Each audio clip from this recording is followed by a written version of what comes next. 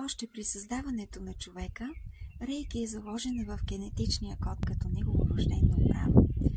Когато имаме главоболие, ние инстинктивно поставяме ръце на главата.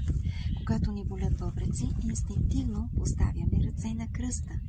Когато детето ни страда или има температура, ние инстинктивно поставяме ръка на челото му. Самото докосване с ръце носи изцеление, любов и то лежи в основата на всички лечения чрез полагане на ръце. Какво се случва по време на посвещението? Всъщност нищо ново. Човек само си припомня това, което вече е заложено в неговия генетичен код.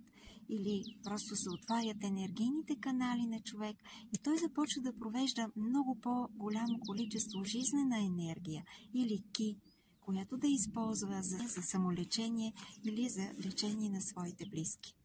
Нека се представя, аз съм Надин, мастер рейки, холистичен терапевт, треньор личностно развитие, писател. Най-хубавото е, че рейки може да бъде предадена от учител на ученик и всеки, който пожелае, може да бъде посветен в рейки.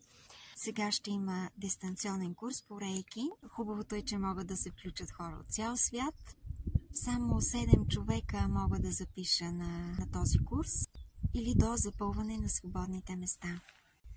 Още при създаването на човека, рейки е заложена в генетичния код като негово рождено право. Когато имаме главоболие, ние инстинктивно поставяме ръце на главата. Когато ни болят бъбреци, инстинктивно поставяме ръце на кръста. Когато детето ни страда или има температура, ние инстинктивно поставяме ръка на челото му. Самото докосване с ръце носи изцеление, любов и то лежи в основата на всички лечения чрез полагане на ръце. Какво се случва по време на посвещението? Всъщност нищо ново. Човек само си припомня това, което вече е заложено в неговия генетичен код.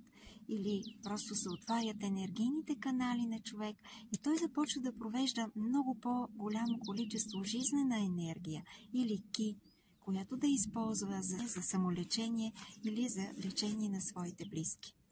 Нека се представя, аз съм Надин, мастер рейки, холистичен терапевт, треньор личностно развитие, писател. Най-хубавото е, че рейки може да бъде предадена от учител на ученик и всеки, който пожелае, може да бъде посветен в рейки.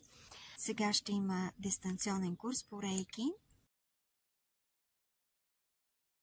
Хубавото е, че могат да се включат хора от цял свят. Само 7 човека могат да запиша на този курс или до запълване на свободните места.